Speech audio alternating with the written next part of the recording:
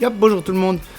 J'ai essayé 6 fois de faire le tutoriel, mais je viens de me lever, du coup ça allait pas du tout, ça avançait pas, et il se passait pas grand chose. Take 25, maintenant ça devrait aller, ça devrait se passer un petit peu mieux.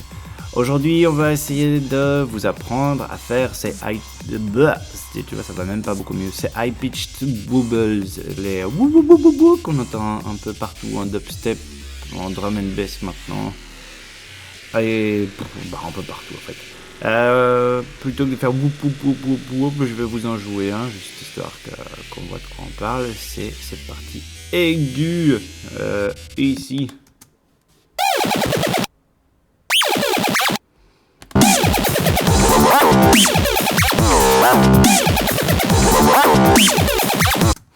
Voilà, j'ai vite fait un petit truc, une petite bouclette.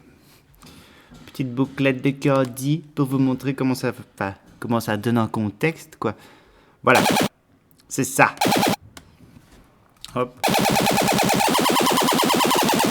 Alors, on va faire ça avec Massive, c'est tout simple. Je vais essayer de le faire le plus rapidement possible. J'ai juste ajouté un compresseur, histoire que ça passe bien dans la boucle qu'on a ici. Donc, on va recommencer à 0. Ok. Je dis ok tout le temps, hein, je m'en rends compte.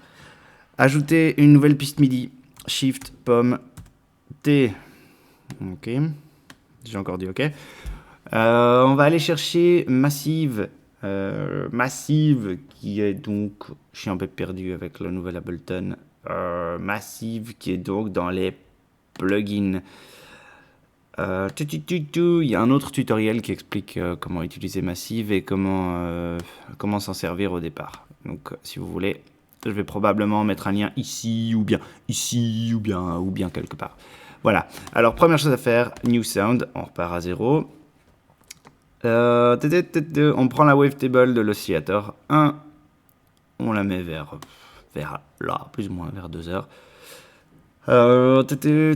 Chose à savoir, la plupart des high-pitched wobbles, je l'ai bien dit cette fois-ci, se font avec les bends plus moins ou formant comme type de waves. Donc ici on va se mettre en formant. Alors on peut écouter ce qui se passe. Un joli son vraiment impossible à écouter. Première chose à savoir, on est déjà à la 5e mais j'ai dit première chose tout le temps, c'est que ça se fait aussi souvent en modulant l'intensité de ces oscillateurs. Alors hop, on va aller chercher une LFO. On clique sur la petite flèche. On l'amène ici en bas de Intensity, on drague vers le haut. Et on entend déjà du mouvement, ça va déjà beaucoup mieux. On vérifie que l'enveloppe est bien à son maximum. Si pas, level max et le level du decay au max aussi. Ok, c'est sympa, c'est sympa. Alors, si vous voulez synchroniser cette LFO avec le tempo, on clique sur Sync et du coup, vous choisissez entre quart, huitième, demi, 34, 54 millième. Enfin, au moins, vous êtes synchro sur le tempo. Sinon, hop, vous décliquez ça et vous restez avec le rate ici, qui est un rate en Hertz que vous pouvez faire varier.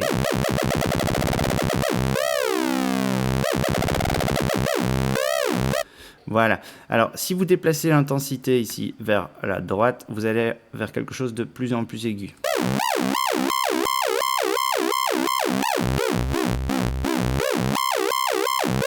Ok. Alors, ce qui peut être sympa, c'est d'aller assigner une macro. Pour assigner une macro, on va chercher une de ces 8 petites macros ici. On clique sur la flèche et on vient la déposer ici dans la deuxième case. On se met, disons, bien bas. Okay. On clique et on drague vers le haut. Ce qui veut dire que quand on va venir faire tourner ce petit bouton de macro, on va en fait déplacer le bouton intensité vers le haut. Ce qui va nous permettre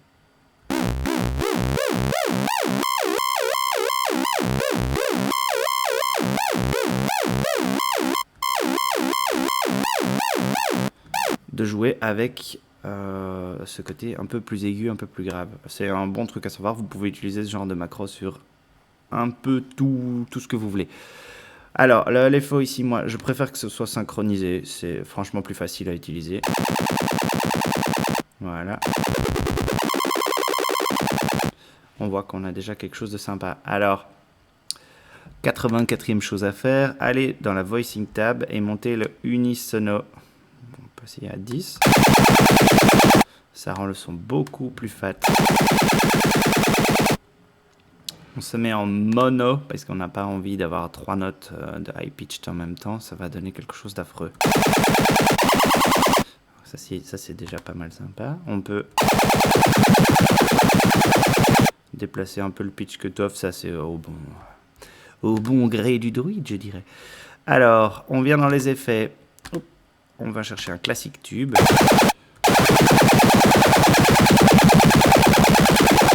Un peu de drive, c'est pas plus mal. Un dimension expander dans l'effet 2. On se met en drive wet à 0. On diminue la size presque au minimum. Sinon, ça va complètement pourrir et rendre le bruit sale. Voilà.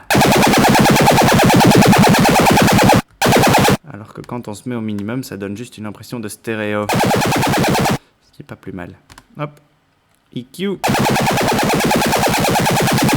On ajoute un petit peu d'aigu.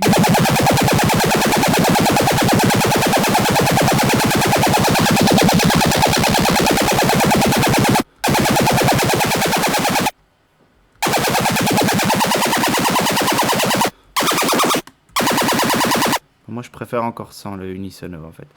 Et voilà, je crois que